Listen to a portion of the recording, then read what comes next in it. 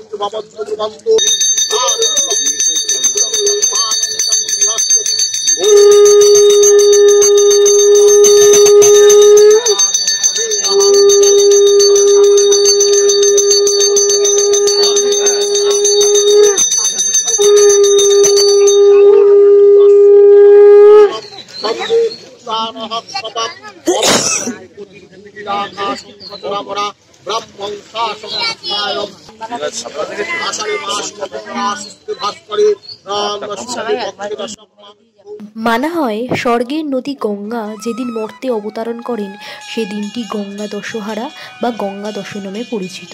বহু মানুষ গঙ্গায় চান করে বাবা মহাদেবের মাথায় জল ঢেলে গঙ্গা পুজো দিচ্ছে, কারণ বাবা মহাদেবকে পুজো দিয়েই তারপর গঙ্গা পুজো করতেন।